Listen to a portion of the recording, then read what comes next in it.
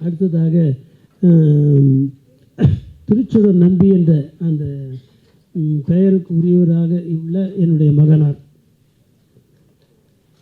அவர் அந்த திருச்சுடர் நம்பி என்பதே அவருக்கு எத்தனை பேருக்கு அது தெரியும்? அது முருகனுடைய பெயர்னு யாருக்குமே தெரியாது. முருகனுடைய தூய தமிழ் பெயர். நான் நிறைய என் வீட்டு பிள்ளைகள் அத்தனை பேர் எல்லாம் தூய தமிழ் இல்லை. யார் யாருக்கெல்லாம் தமிழ் பெயர் வேணுமோ அவங்களாம் என்கிட்ட கேட்குறாங்க. எடுத்து நம்ம அது ஆன்மீக ரீதியாக இல்லையா, தமிழ் பெயர்னு சொல்லிட்டு வேறு ஏதாவது அரசியல் ரீதியெல்லாம் நான் சொல்கிறது கிடையாது. சுடர் நம்பி என்று சொன்னால் சுடரிலிருந்து வந்த நம்பியாகி முருகனை குறிக்கும்.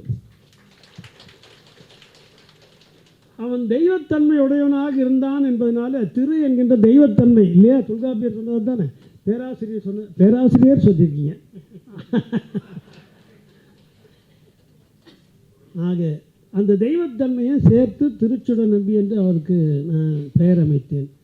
அவன் என்ன பண்ணனா, நிறைய பேர் சொல்லுவாங்க அப்பாவுடைய பேரை காப்பாற்றினான். பரவாயில்ல சார், அப்பாவுடைய பேரை காப்பாற்றிட்டான். அவர் இப்பொழுது உங்கள் முன்னாலே ஒரு சில சொல்லி அமைகிறார்கள். அவரை அன்போடு அழைக்கும்.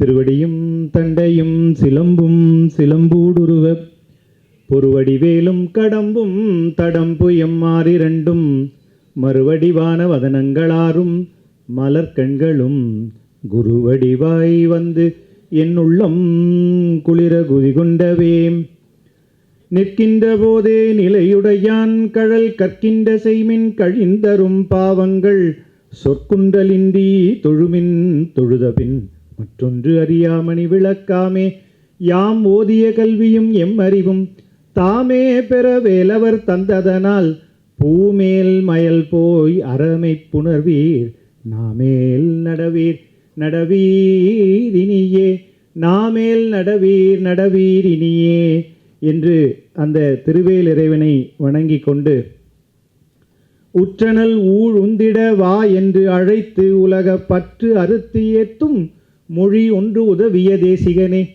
நற்றமிழ் ஏத்து நனி சத்திய வேல்முருக நோற்று அற்றமிழ் ஞானம் உறவே என்னை நீ ஆளுகவே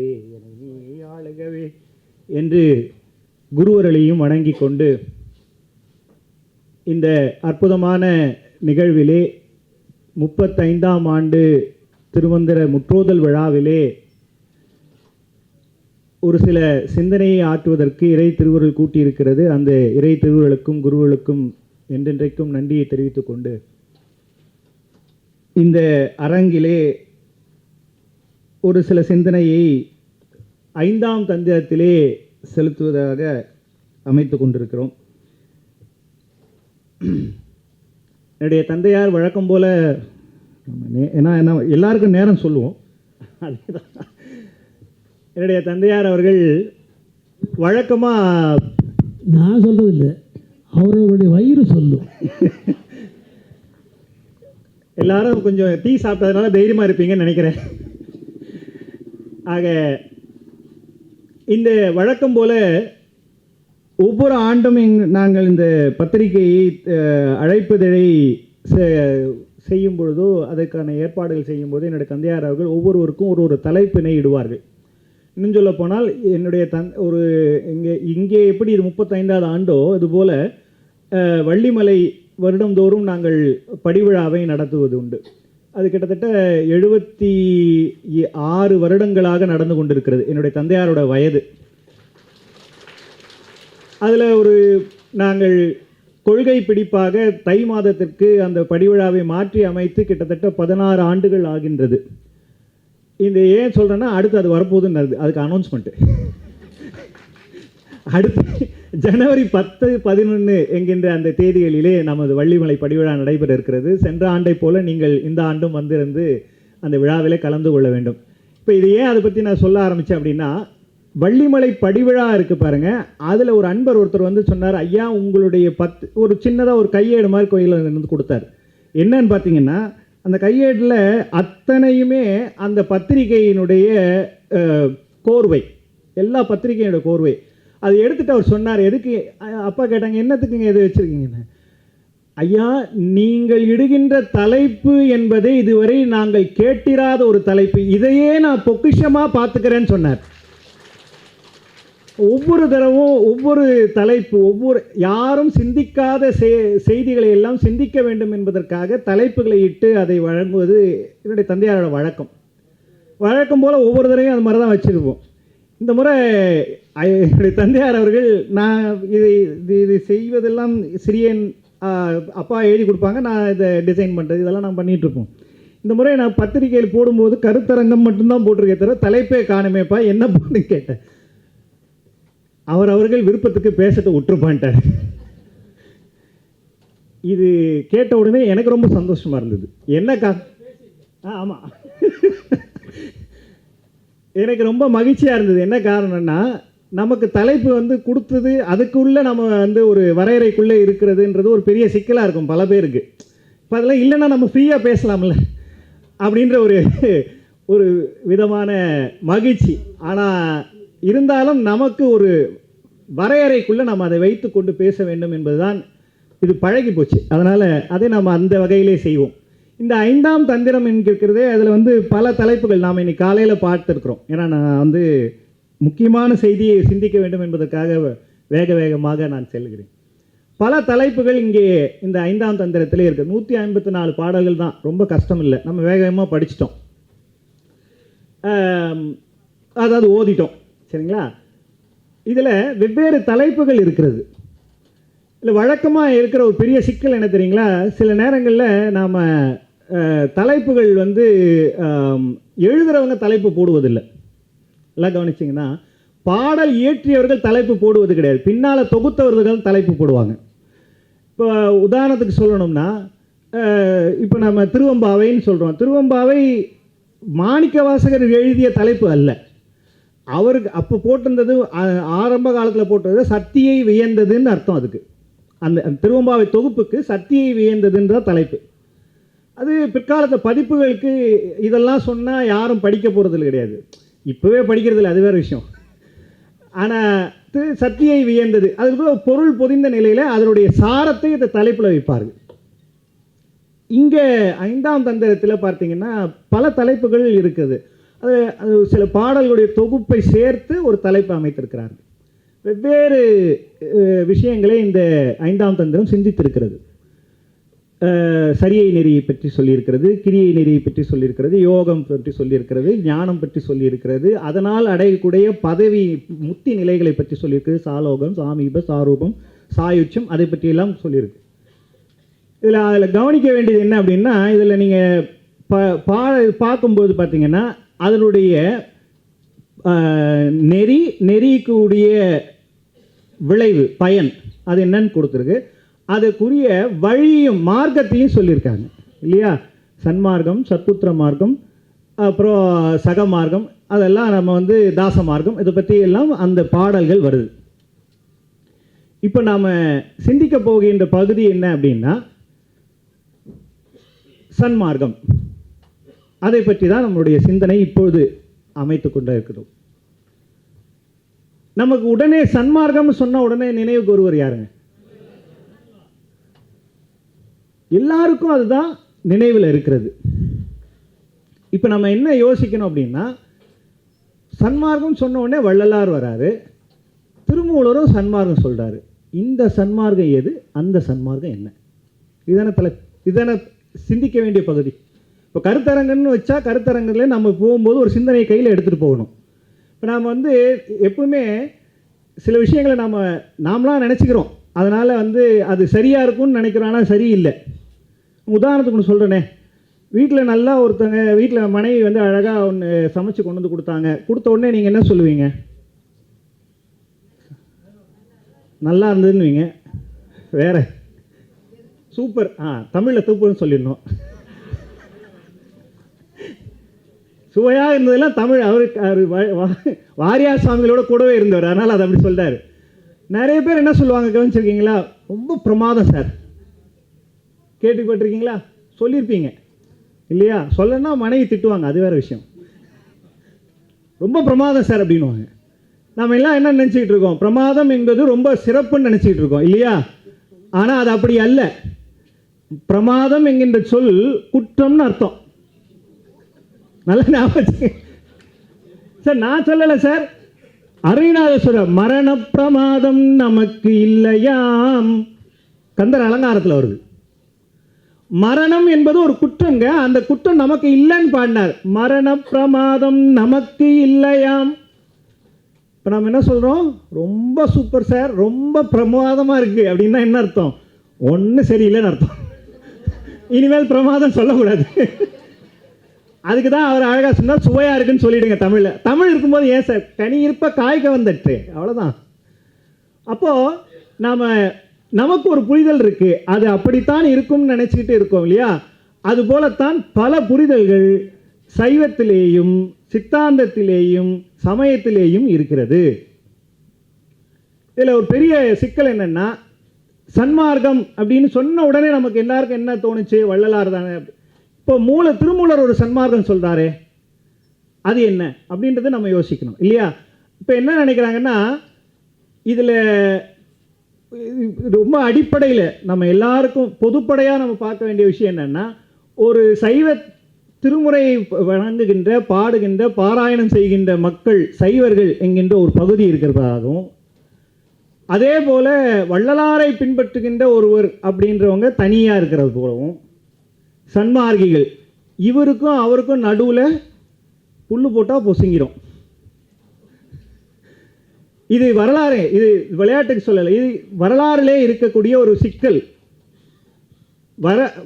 சன்மார்க்கிகள் என்பவர்கள் சைவர்களை ஏற்றுக்கொள்வதில்லை, சைவத்தினுடைய திருமுறைகளை ஏற்றுக்கொள்வதில்லை. சைவர்கள் என்பவர்கள் வள்ளலாருடைய திருவருட்பாவையும் திருமுறைகளை ஏற்றுக்கொள்வதில்லை. இதை விட ஒரு மிகப்பெரிய பேதமை வருதுமே இல்லை. இதுதான் பிரமாதம். ஆனால் இதை உடைக்கிறதுக்காகத்தான் பல காலம் வெவ்வேறு நிலையிலே என்னுடைய தந்தையார் அவர்கள் செல்லுகின்ற இடங்களெல்லாம் பேசியிருக்கிறார்கள். மீண்டும் மீண்டும் அது என்னுடைய தந்தையார் அவர்கள் அதை அடியொற்றி சிறியன் செல்லுகின்ற இடங்களில் எல்லாம் என்னை வள்ளலார் நிகழ்வுக்கு அழைக்கும் போதெல்லாம் இந்த கருத்தை அவர்களிடையே பதிவு வைப்பதற்காக பலமுறை முயற்சி செய்திருக்கிறார். சில நேரங்களில் சண்டையும் போட்டிருக்கிறார்கள். அதெல்லாம் நடக்கும். ஏன்னா அவர்கள் அந்த புரிதல் இல்லை என்பதனாலே வரக்கூடிய ஒரு சிக்கல். இப்போ என்ன பிரச்சனை அப்படின்னா, உடனே எல்லாரும் என்ன சொல்லுவாங்க அப்படின்னா, சன்மார்க்கம் என்பது வள்ளலார் நிறுவியது அப்படின்றது தான் எல்லாருடைய கருத்து. அப்போது வள்ளலாருக்கு பல காலம் முந்தையே இருக்கக்கூடிய திருமூலர் அவர்களோ அல்லது அந்த நெறியிலே இருந்து அந்த நெறியை உய்விக்க வந்த மிகப்பெரிய அருளாளராகிய மாணிக்கவாசர் அவர்களோ சன்மார்க்கத்தை சாதிக்கவில்லையா அப்படின்னு அடுத்த கேள்வி வரும் இல்லையா? அப்போது இதில் இருக்கக்கூடிய சிக்கல் எங்கே என்பதை நாம் தெரிந்து கொண்டோமே ஆனால் இதில் இருக்கக்கூடிய பிணக்குகள் நமக்கு விடுபட்டு போகும் இல்லையா? அதுதான் நம்முடைய முக்கியமான நோக்கம்.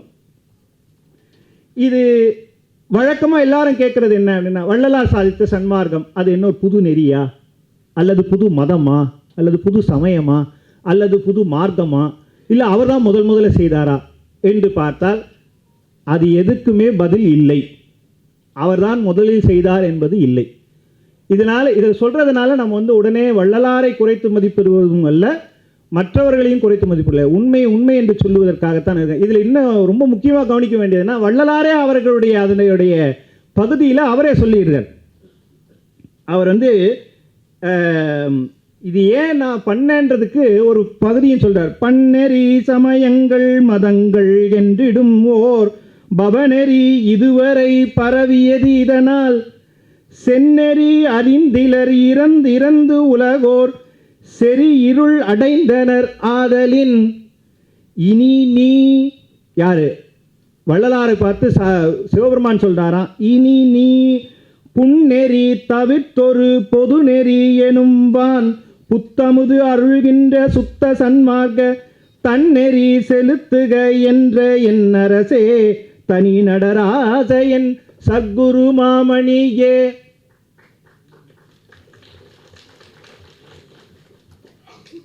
ஆறாம் திருமுறையிலே வருகின்ற பாடல். இப்போ இதில் என்ன கவனிக்கணும் அப்படின்னா, சிவபெருமான் தன்னை வந்து ஒரு ஒரு செயல் செய்வதற்காக அனுப்பி வைத்திருக்கிறார். என்ன சொன்னார்னா, பன்னெறி சமயங்கள் மதங்கள் என்றிடும் பவநெறி இதெல்லாம் பரவி இருக்கிறது. இதனால் என்ன ஆச்சு அப்படின்னா, செந்நெறியே உணராதவர்களாக இருக்கிறார்கள். அவர்கள் அது உறாமல் இருப்பதனால என்னன்னா, இறந்து இறந்து உலகோர் செறி இருள் அடைந்தனர். அதனால் இனி நீ புன்னெறி தவிர்த்து பொதுநெறி எனும் ஒரு வான் புத்தமுது அருள்கின்ற சுத்த சன்மார்க்கம் தன்னெறி செலுத்துக என்று என் அரசே தனிநடராச என் சத்குருமணியேன்னு பாடினார். இப்போ என்னன்னா, இதில் செந்நெறின்னு ஒன்று இருக்குது, சரிங்களா?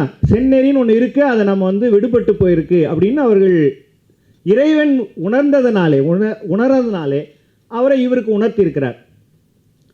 இப்போ இதில் என்னென்னா, இதில் கவனிக்க வேண்டியன்னா, அப்போ அவர் தானே சார் சொல்லியிருக்காரு, புதுசாக ஒன்று போட சொல்லி தானே சாமி சொல்லியிருக்கார். அப்புறம் நீங்கள் அவர் அதை தானே வள்ளலார் பண்ணார். அது செம்மையாக செய்ததுனால தான் அந்த வார்த்தை அவருக்கே உரியதாக நமக்கு ஆகிறது. அப்போ அவர் தானே செய்தாருன்னு ஆகுது. அப்போ அவர் புதுசாக தானே செஞ்சுருக்கார். அப்போ நீங்கள் எப்படி சொல்லலாம், அது அவர் புதிய சன்மார்க்கத்தை நிறுவலன்னு எப்படி சொல்லலாம் அப்படின்னு நீங்கள் ஒரு கேள்வி கேட்கலாம். அதில் அவர் போகிற போக்கில் அந்த பாடல்லையே அவர் அழகாக ஒரு வார்த்தையை சொல்லிட்டு போயிட்டார். அங்கேயே பதிலை வச்சுட்டு போயிட்டார், நான் புதுசாக பண்ணலைன்ட்டு. அவர் என்ன சொன்னார், தன்னெறி செலுத்துக என்ற என் அரசே. ஒரு வீட்டில் வண்டி இருக்குன்னு வச்சுக்கோங்களேன், அந்த வண்டி வந்து ஓரமாக இருந்ததுன்னா என்ன பண்ணுவீங்க, செலுத்துவீங்க, ஓட்டுவீங்களா? வண்டி ஓரமாக இருக்குது, அதை எடுத்து ஓட்டுவீங்க. அப்போது ஒரு செந்நெறியாகிய ஒரு நெறி ரொம்ப காலமாக பின்பற்றப்படாமல் ஓரமாக ஒதுங்கி பாழ்பட்டு இருக்கிற நிலையிலே அதை தூசி தட்டி எடுத்து செலுத்துக. அப்போ இது புதுசாக சொன்னதில்லைப்பா, ஏற்கனவே இருக்கிறது, அதை இன்னும் கொஞ்சம் மாற்றி கொஞ்சம் கொண்டு வந்து போய் கொடுப்பா அப்படின்னு சொல்லியிருக்காரு. அதனால தான் உருவாக்குகன்னு சொல்லலை, செலுத்துகன்னார். இருக்கிறதானே செலுத்த முடியும் இல்லையா? சரி, அது மட்டும் இல்லாமல் இன்னொரு பாடலில் சொல்கிறாரு, இந்த நெறி ஏற்கனவே இருந்ததுன்னு வள்ளலாரே சொல்லுகிறார்.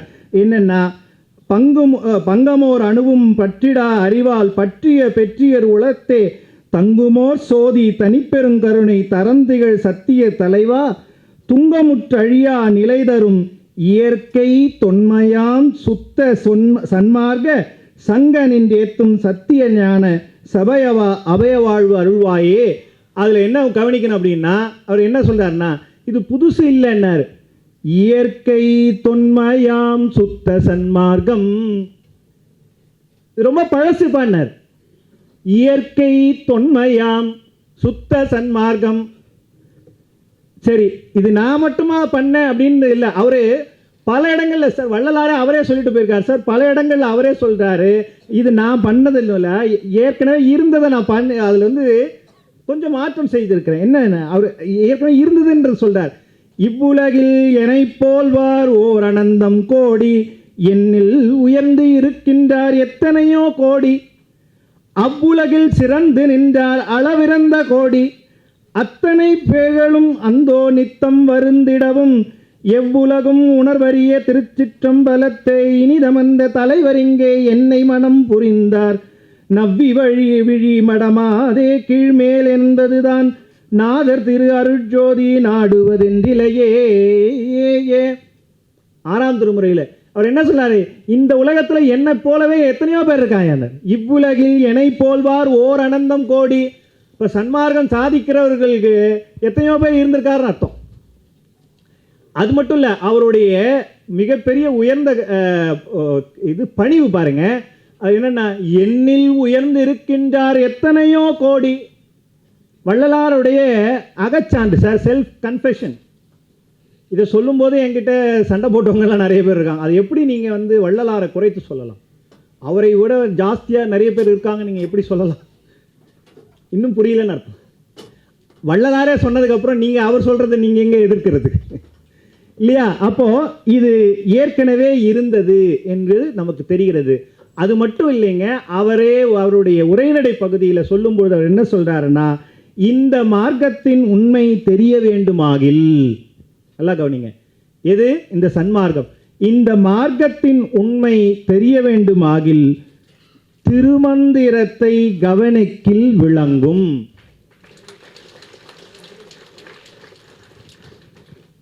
அவரே தெளிவா சொல்லிட்டு போனதுக்கு அப்புறமாவும் நம்ம ஆட்கள் இன்னும் சண்டை போட்டுக்கிட்டு இருக்கான். இது அதனுடைய புரிதல் இல்லாத ஒரு பகுதி. இப்போ இதில் என்ன கவனிக்கணும் அப்படின்னா, அதை சொல்லித்தான் இங்கே சார் நீங்கள் என்ன சார் 5ஆம் திருமுறை 5ஆம் தந்திரம் பற்றி பேசுன்னு சொல்லிட்டு வேற எங்கேயோ இருக்கீங்கன்னு நினைக்காதீங்க. பொருளோடு தான் சொல்லிக்கிட்டு இருக்கோம். அதில் என்ன கவனிக்கணும்னா, அவர் அழகாக சொன்னார், இது ஏற்கனவே திருமந்திரத்தை கவனிக்கன்னு சொன்னார்ல, திருமந்திரத்தில் திருமூலர் அவர் என்ன சொல்லியிருக்கார் அப்படின்னு பார்த்தா, சைவ பெருமை தனி நாயகன் நந்தி உய்ய வகுத்த குருநெறி ஒன்று உண்டு, தெய்வ சிவநெறி சன்மார்க்கம் சேர்ந்து உய்ய வையத்து உள்ளார்க்கு வகுத்து வைத்தானே. தெளிவா கொடுத்திருக்கார் சார். சைவ பெருமை தனி நாயகன் நந்தி. இந்த நந்தின்ற சொல் திருமந்திரத்தில் பல இடங்களில் வரும், பார்த்துருக்கீங்க. ஒவ்வொரு இடத்துல ஒவ்வொரு பொருளை குறித்ததாகும். நந்தி என்பது நந்தியம்பெருமானை குறித்ததாகும். சில இடங்களில் நந்தி என்பது சிவபெருமானை குறித்ததாகும்.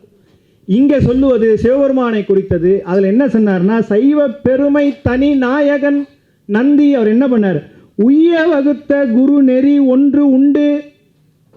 ஒரு நெறி இருக்கிறது, என்ன உண்டுனர், தெய்வ சிவ நெறி சன்மார்க்கம். இந்த சன்மார்க்கம் என்கின்ற அந்த ஒரு சொல்லுக்கு திருமூலர் இடுகின்ற அடைமொழி பார்த்தீங்கன்னா 2 அடைமொழி கொடுக்கிறார். தெய்வ சிவ நெறி, அவ்வளவு உயர்ந்த ஒரு பகுதி. அதனால அவர் என்ன பண்ணார்னா, தெய்வ சிவநெறி. அது என்னன்னா, இந்த தெய்வத்தினுடைய முடிவிடமாக இருக்கக்கூடியது சிவபெருமான். அது யார், அந்த சிவபெருமானுடைய நெறியை யார் கொடுக்குறாங்க அப்படின்னா, அது கொடுப்பது வேறு யாரும் இல்லை. அம்மா சொன்னாங்க இல்லையா, குருன்னு. யார் மூலமாக அளிக்கப்படுவது, குரு நெறி. அதுல அந்த பாடல்லையே வருது பாருங்க, உய்ய வகுத்த குரு நெறி ஒன்று உண்டு. வந்துருச்சா? சரி, அது எவ்வாறு அனுபவிப்பது, இதுதான் அடுத்த பகுதி. சரி, குரு நெறி கொடுத்துட்டார். இதில் கவனிக்க வேண்டிய பகுதி என்னன்னா, நேரம் இல்லை, அதனால் வேகமாக முடிச்சிடுறேன்.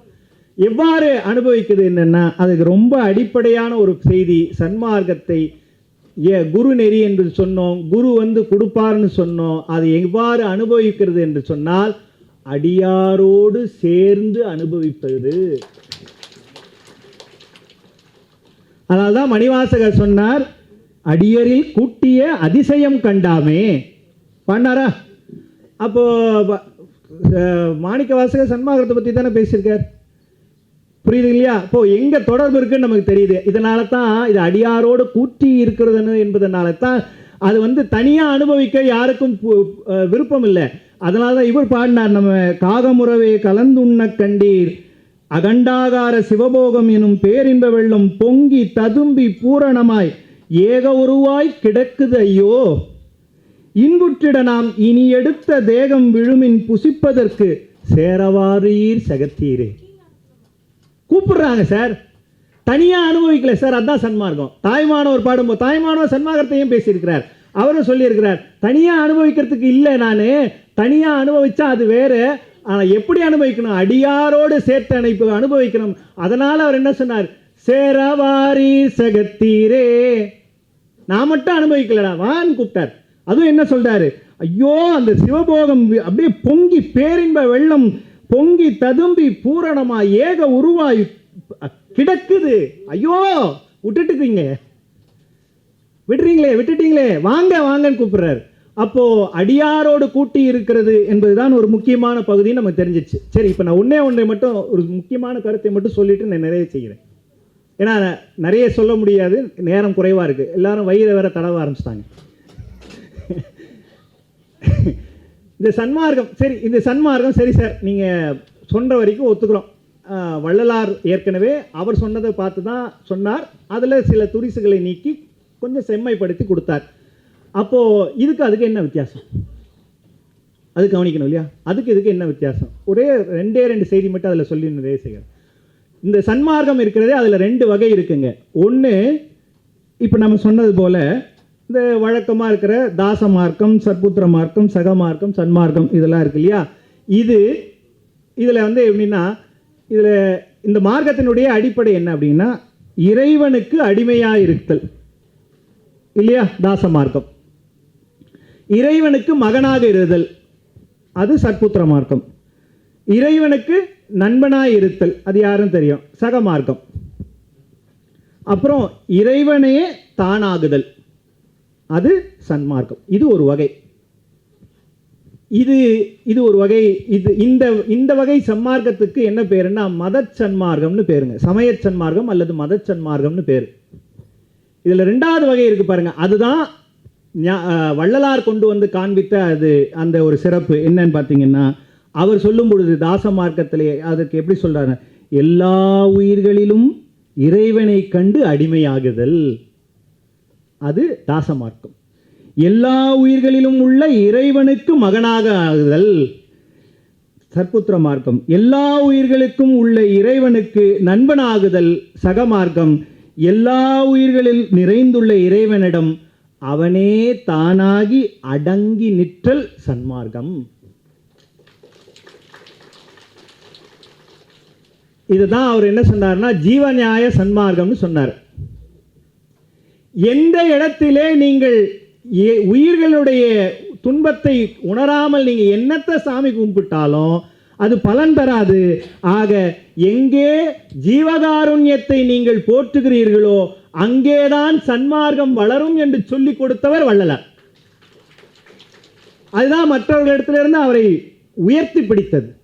இன்னொன்று சொன்னாரு, அவர் என்ன சொன்னார்னா, இந்த மத சன்மார்க்கம் பிடிச்சிக்கிட்டு அதுலேருந்து நிலையில மேலேறி வராங்க இல்லையா, அவர்கள்லாம் என்ன பண்ணுவாங்களான்னா, அவர்களுக்கு முத்தி இன்பம் என்பது கிடைக்காத, பதமுத்தி தான் இருக்குமா, சித்தி என்பது கிடைக்காது என்று சொல்லி என்ன சொல்லுவாங்களான்னா, அங்கே நிறுத்திட்டு என்னப்பா அப்படி வந்தியாவா, இந்த மத சன்மார்க்கம் என்ன, உனக்கு உரிய விஷயத்தை நீ பார்த்தது, நீ இறைவனுக்கு அடிமையானாய், நீ இறைவனுக்கு மகனானாய். இது ஒவ்வொரு படிநிலையில் ஏறி வருவது. ஆனால் நீ எங்கே உயிர்களின் மூலமாக அதை பார்க்கிறாயா அப்படின்னு நீ பார்த்து அங்கே பார்க்கல அப்படின்னா உனக்கு மோட்சம் கிடைக்காதுன்ட்டார். மோட்சத்தினுடைய திறவுகோல் ஜீவகாருண்யம் தான் என்று சொல்லி அந்த சன்மார்க்கத்தை நிறுவியவர் வள்ளலார். இப்படி வெவ்வேறு விதத்திலே இதில் நீங்கள் எத்தனை தடவை சொன்னாலுங்க இது வேறு அது வேறுன்னு நினச்சிக்கிட்டு இருக்கிறதுல எந்த விதமான உய்வும் இல்லை.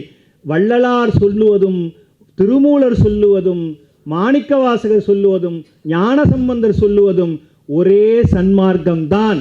அதிலும் எல்லா உயிர்களிடத்திலும் அன்பு செலுத்துவதுதான் முக்கியமான அடிப்படை என்பதை நாம் தெரிந்து கொள்ள வேண்டும் என்று சொல்லி, அதனால தான் அவர் என்ன சொன்னார்னா, இந்த தெளிவு இருக்கணும். இந்த தெளிவு இல்லாததுனால தான் என்ன பண்றாரு, அந்த பாட்டு சொன்னாங்க இல்லையா அம்மா, தெளிவறியாதார் சிவனை அறியார், தெளிவறியாதவர் சீவனும் ஆகார், தெளிவறியாதார் சிவமாக மாட்டார், தெளிவறியாதார் தீரார் பிறப்பே. இந்த தெளிவு தான் சார் அது. இந்த தெளிவு இருந்தால் சன்மார்க்கத்தை சன்மார்க்கமாகவே பார்க்கக்கூடிய தெளிவு இருந்தால் இறைவனோடு நம்மால் கலந்திருக்க முடியும் என்கின்ற அந்த அற்புதமான சிந்தனையை தெளிவித்து, அதனால் இருக்கக்கூடிய இந்த சிக்கல்களை எல்லாம் இன்னும் புரியாமல் இருப்பீர்களே, ஆனால் மேல் வருமோர் மரணமிலா பெருவாழ்வு வாழுகின்ற அந்த சீலமிங்க ராமலிங்க வள்ளலுடைய வாழ்த்துக்களை சொல்லி அவர்களை பின்பற்றாமல் இருக்குமே, ஆனால் அதை இன்னும் நான் அது வேற இது வேற நினைச்சிருக்கேன்னா அவன் என்னன்னா, எய்வந்த திருவருள் விளக்கம் ஒன்றில்லார் மேல்விலை வரிகளர் வீண் கழிக்கின்றார், எய்வந்த துன்பொழித்து அவர்க்கு அறிவு அருள்வீர் எனை பள்ளி எழுப்பி மெய்யின்பம் தந்தீரே என்று வள்ளலார் சொன்ன அந்த வார்த்தையே நினைவுபடுத்தி நாம் தெளிவடைவோம். சன்மார்க்கம் என்பது எல்லா உயிர்களிடத்திலேயும் இறைவனை கண்டு அன்பு செலுத்துதல் என்கின்ற அந்த வகையிலே அதை செலுத்துவோம் என்று சொல்லி இந்த பிணக்குகளை எல்லாம் விடுத்து இறைவனை சேருகின்ற கணக்கை நாம் அறிவோம் என்று சொல்லி இந்த அளவிலே இந்த சிந்தனையை நிறைவு செய்கின்றேன். தென்னாருடைய சிவனையே போற்றி. நேரம் எவ்வளவு நம்ம எல்லாம் பாடுபடுத்துகிறது என்பதை அவர் சொன்னது போல பல பேர் சிந்தையை தடவியவர்கள்லாம் இப்போ வயிற்றை தடவி கொண்டிருக்கிறார். ஆனால் எந்த நேரத்தில் எதை சொல்லணும் தெரிந்து சொல்லுகிற தெளிவு இவரிடம் இருந்தது. இப்போ அடியேன் நான் இதற்காக நான் பட்ட பாடுகள் ஒன்றல்ல ரெண்டல்ல. நான் என்னுடைய 48 வருட அனுபவங்கள், எனது போராட்டங்கள்னு தனியாக ஒரு நூல் எழுதியிருக்கேன். உண்மையில் எனது போராட்டங்கள் நான் எங்கெங்கெல்லாம் போய் யார் யாருக்கிட்டலாம் வந்து ஒரு ஒரு என்னுடைய லைஃப் வந்து it is a battered life, battered by all these persons who are actually perverted. They think that this is religion, but it is not so. It is not so. இதெல்லாம் எனக்கு யார் தெளிவு கொடுத்தாங்கன்னா, திருமூலர் கொடுத்த தெளிவு, நம்முடைய இந்த வள்ளலார் கொடுத்த தெளிவு. இப்போ இந்த பாடல்களெல்லாம் ஒருத்தட்ட என்னிலும் உயர்ந்திருக்கின்றார் பல கோடின்னு சொல்கிறாரு. ஒருத்தர் வந்து எங்கிட்ட சொல்லல, அவரை தவிர நான் வேறு யாரும் கும்பிட மாட்டேன் சார், அவருக்கு மேலே யாராவது நீங்கள் பேர் சொன்னீங்கன்னா நான் ஏற்றுக்கவே மாட்டேன்ட்டேன். நான் போய் சைவ சித்தாந்த சபையில் சமரச வள்ளலார் எடுத்து வள்ளலார் கண்ட சைவ சித்தாந்தன்னு பேசினேன். வள்ளலார் கண்ட சைவ சித்தாந்தம். அதே மாதிரி வள்ளலாருடைய விழாக்கு அவருடைய இதில் இல்லை பார்த்தீங்கன்னா மெட்ராஸ் 6 தேனாம்பேட்டையில் ஒரு வள்ளலார் ரொம்ப பழைய சபை அது. அங்கே லேஸில் மற்றவங்களை கூப்பிடவும் மாட்டாங்க. அவங்க என்ன, நான் சைவ சித்தாந்தின்னு தெரிஞ்சு என்னை கூப்பிட்டாங்க.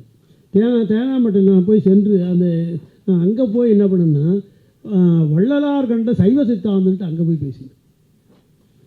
இதுக்கப்புறம் ஊரநடிகள் பார்த்து அதுக்கப்புறம் சொன்னார், மறைமலடிகளுக்கு அப்புறம் ஒரு சைவ சித்தாந்தத்திற்கும் இதுக்கும் சன்மார்க்கத்துக்கும் இடையிலே ஒரு பாலத்தை வகுத்து கொடுத்தவர்களை முக்கியமானவன்ட்டு அடியேன் பேரை சொல்லி வருது. இதுக்கு மேலே நான் நீட்டி பேசுதலை நினைக்கவும் பயந்து நாம் எல்லாம் உணவு எடுத்துக்கொண்டு வருவோம். அப்போ அந்த வினாவிடை அரங்கத்திலே பல விஷயங்கள் மீண்டும் நம்ம வந்து தெளிவு பெற்றுக்கொள்ளலாம் என்று சொல்லி இந்த அளவில் இந்த அமர்வு, காலை அமர்வு நிறைவு பெறுகிறது என்று சொல்லி இந்த அளவில் ஏற்றுக்கிறேன். நான் அதை சொன்ன பிறகு பல பேர்கிட்ட நான் சண்டை போட வேண்டியதாக போச்சுன்னு உண்மை அதுதான். நான் அப்படி தான் நினச்சிப்பேன். யாமோதிய கல்வியை எம்மறிவோம் தாமே பெற வேலவர் தந்ததனால் என்று நான் சொல்லும்போது, யாம் ஓதிய கல்வி மட்டும் இல்லை, யாம் மோதிய கல்வியும் அதுதான். இன்றைக்கு நம்ம சிந்தனையை சிறப்புற செலுத்தியிருக்கோம். செல்லும் அளவில் செலுத்தும் என் சிந்தையை என்று திருமூலர் சொன்ன போல நாம் செலுத்தியிருக்கிறோம். கொஞ்சம் நம்ம உணவு உண்டு விட்டு மறுபடியும் நம்முடைய சிந்தையை துரிசர மாற்றுவதை தொடர்வோம் என்று சொல்லி அமைகின்றேன். தென்னாடுடைய சிவனே போற்றி. ஒரே ஒரு அறிவிப்பு, இந்த உணவு இடைவேளை என்பது வைத்த பின்னாக 2 மணிக்கு இசை அரங்கம் இருக்கிறது. உணவு வந்து 5வது மாடியிலே அமைக்கப்பட்டிருக்கிறது. உங்களுடைய வசதிக்காக நீங்கள் தயவுசெய்து 5வது மாடியிலே உணவை பெற்றுக்கொள்ளுமாறு அன்போடு கேட்டுக்கொள்கின்றோம். உணவு உண்ட பின்னாக தயவுசெய்து மீண்டும் அரங்கத்திற்கு வந்துடுங்க. இன்னிசை அரங்கம் இருக்கிறது.